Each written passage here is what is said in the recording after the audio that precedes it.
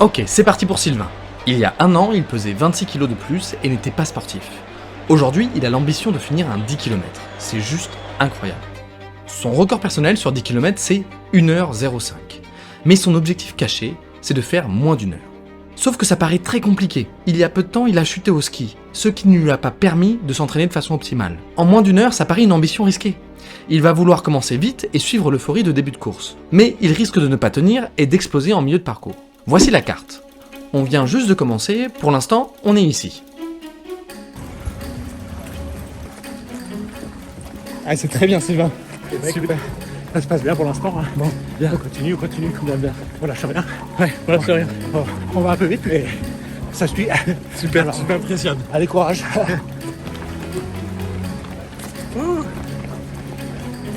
Bon, on est parti très vite. Sylvain est parti très vite.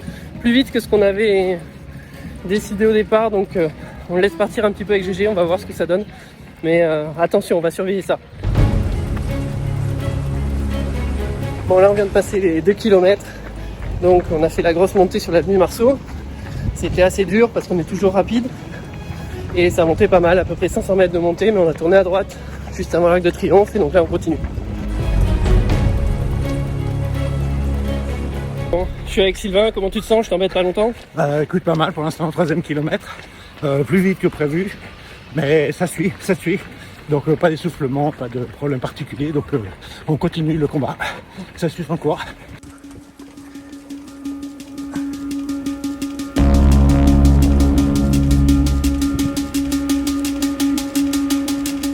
Mais malheureusement, ce qu'on avait prédit arriva. Bon voilà, on est à peu près à 3 km et demi. Donc là il y a Sylvain qui m'a dit qu'il était dans le rouge, donc on a baissé d'allure. Je pense qu'on est parti sur du 6 minutes au kilomètre, voire même un peu plus lent. Donc on doit être au-dessus de 10 km/h.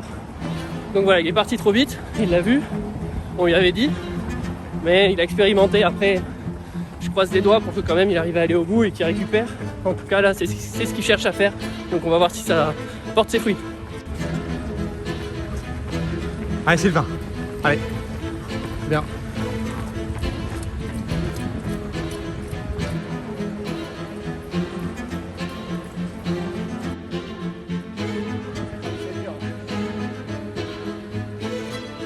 Je suis allé le voir, j'ai pris un peu la température, jambes un peu lourdes, la petite montée là sur le pont, le long de Ketsen il a un peu cassé les pattes, c'est normal. Je lui ai dit de ralentir, on est à peine à 6 km là, donc il en reste une bonne partie.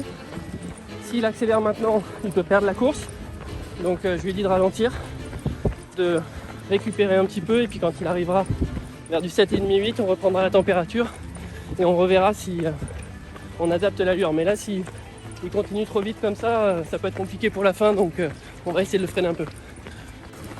Ah, c'est bien ça. Courage. Courage. Tu tiens, tu gardes ton rythme.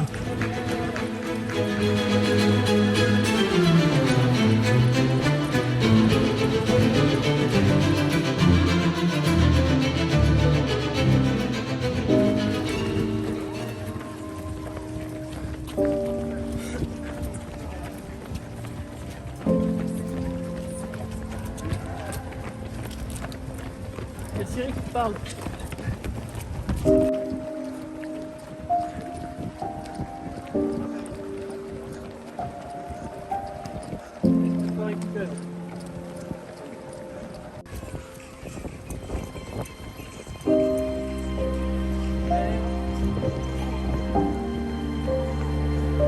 C'est dur, il n'y a plus d'énergie dans le moteur, il n'y a plus de force dans les jambes, c'est plus une question de souffle, maintenant c'est que le mental.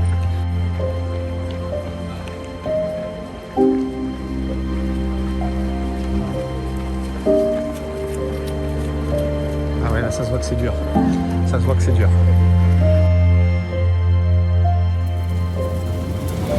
Allez Sylvain!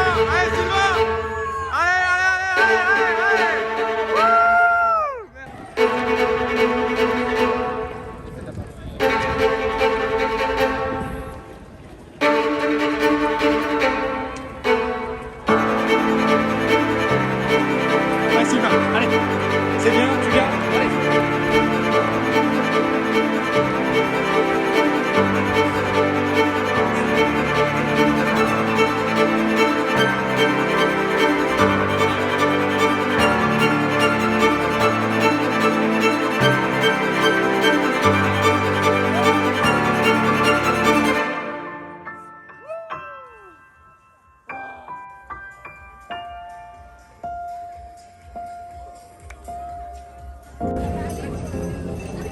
pense que tu l'as mérité celle-là. Hein. Je crois aussi, ouais.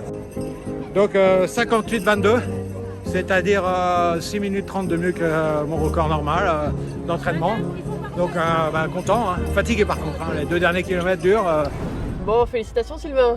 Merci Raphaël, merci. Ok, tu nous as quand même bien impressionné. Super, ta course, ça a été dur. Ouais. Raconte-nous un petit peu. Bah écoute, on est parti un peu fort. Je pense que c'est un peu le syndrome d'engouement du départ là. Donc on est parti un peu à fond. Sans doute aux alentours de... On faisait du 5-10 au kilomètre, ce qui est quand même une vitesse rapide, enfin pour moi, hein, qui suis plutôt aux alentours de 6-30 quand je suis en mode course bien confortable, assez rapide mais confortable. Donc ouais, un peu dur. Et donc tu payes à la fin, donc les 2 derniers kilomètres ont été un peu durs, quoi. Mais écoute, globalement, j'ai pris sur moi et puis un peu sur le mental à la fin. Mais ça s'est bien passé. Non, je suis hyper content, quoi. Tu as fait beaucoup mieux que ce à quoi tu t'attendais dans le SAS hein, quand on en parlait. Oui. Écoute, mon objectif c'était de faire 1h05 ou moins. Et mon objectif un peu non exprimé c'était de faire moins d'1 heure, mais j'y croyais pas trop. Parce que comme tu le sais, je m'étais blessé au ski.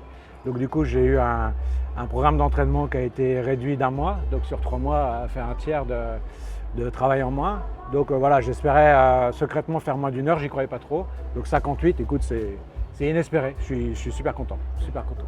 Ce qu'il faut retenir de cette aventure, c'est qu'avec de la volonté quand même, parce qu'il ne faut pas dire que c'est facile, hein, ce ne serait pas vrai, mais avec de la volonté, avec une bonne hygiène de vie et puis en se tenant à un programme, c'est important, et avoir un objectif à réaliser derrière, on peut se projeter assez loin. Ouais. Nous, c'est ce qu'on a tendance à dire avec Jérôme, c'est-à-dire que nous, c'est pas une méthode miracle qu'on met en avant. Par contre, ça marche. C'est du travail, mais Oui, si absolument. on a un bon programme, qu'on court, qu'on fait attention à ce qu'on mange, etc., les résultats sont au bout. Oui, complètement. Et j'ajouterais que le programme, c'est quand même, c'est presque la base même. Et c'est pour ça qu'il faut s'adresser à des professionnels comme vous, parce que le pire, c'est que tout ça s'arrête à cause d'une blessure. Et on n'est pas à l'abri. C'est-à-dire que demain, tu t'arraches un ligament, tu te casses ou tu te blesses beaucoup, tu t'arrêtes pendant des semaines, des mois. Je ne suis pas sûr que tu reprennes. Non, peut-être que le petit brin de motivation que tu avais pour débuter, si jamais tu le laisses passer ou que tu te blesses, etc., il ne reviendra peut-être plus jamais. Oui, et puis ça donnerait aussi raison à ceux qui n'arrêtent pas d'expliquer que course égale blessure, alors qu'on ne répétera jamais assez, mais c'est course maîtrisée égale non pas blessure, mais renforcement de l'appareil musculo-squelettique. On se sent mieux, on est plus fort, donc course égale mieux vivre, et pas le contraire, mais il faut être dans un programme raisonné, quoi. Est-ce que dans ta famille, ton entourage, etc., le regard un petit peu sur toi a changé? Est-ce que tu as impressionné certaines personnes? Est-ce que tu as eu certaines petites réflexions, etc., qui ont traduit ça? Ouais, mon épouse, par exemple, hier soir, elle me dit donc bravo pour la course quand même, hein, je suis impressionné. Hein. Voilà, ma soeur, j'ai mon fils aussi, un de mes fils qui est très sportif aussi, qui trouve ça super bien. Donc j'ai un fan club à la maison, même les amis autour qui sont quand même assez surpris et impressionnés de voir qu'on peut faire comme ça changer beaucoup en peu de temps finalement. Hein. Au niveau de ton dos, alors ça va comment? Les douleurs que tu avais avant, donc plutôt douleurs chroniques, qui pouvaient bas du dos, descendre dans la fesse, etc. Ça allait mieux, tu es tombé sur du verglas, tu t'es refait mal au dos. Ouais, complètement. Mais c'était pas les mêmes douleurs.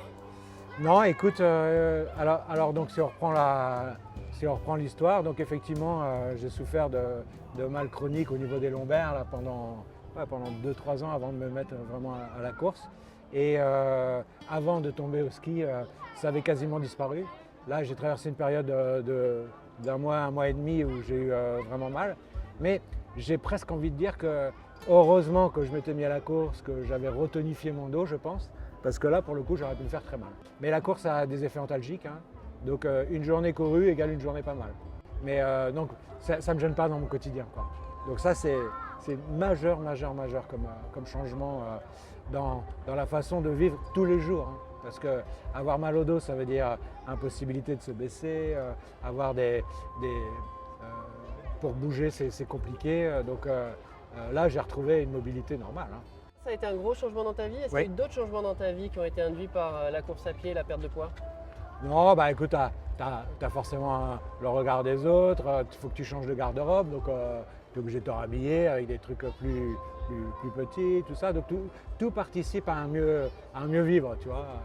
Voilà. Donc c'est pas une chose en particulier, mais c'est tout qui va mieux. Tu bouges plus, tu bouges mieux. Quand tu sors le matin pour aller courir, bah, tu reviens, tu te sens bien. Voilà, tu mets des fringues sympas. Enfin, je veux dire, c'est un peu comme une autre vie, toi, qui s'ouvre, auquel tu n'avais pas, comme si tu ouvrais dans un truc auquel tu n'avais pas accès avant, quoi. Mais sinon, non, pas de changement particulier, mais une multitude de changements qui font la vie meilleure.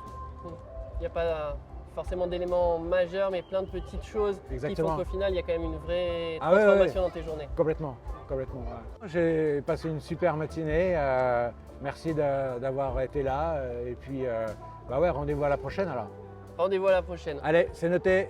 Salut. Bon, moi je vais finir avec le mot de la fin en disant qu'on a passé avec Jérôme un très bon moment ce matin, c'était très agréable et surtout c'était très gratifiant quand même de t'accompagner, de voir comment ça avait évolué et puis là de t'entendre parler, de voir tous ces petits changements, ça donne aussi du sens à ce qu'on fait et ça nous motive pour continuer, pour aller encore plus loin. Et c'est vrai que quand on entend ça, les quelques moments un petit peu où on peut perdre un peu de motivation et des fois c'est dur avec le travail au cabinet à côté, notre vie perso, etc. Bah, ça donne quand même beaucoup de motivation par la suite. Il faut garder ça dans un coin de sa tête pour pouvoir se le remémorer et pour se dire qu'il ne faut pas lâcher, il faut continuer à aider des gens. Quand il y a des gens comme ça qui sont en demande, il faut leur apporter des solutions pour qu'ils puissent débuter une autre vie, comme tu as dit. Voilà. On se retrouve dans une prochaine vidéo. Salut!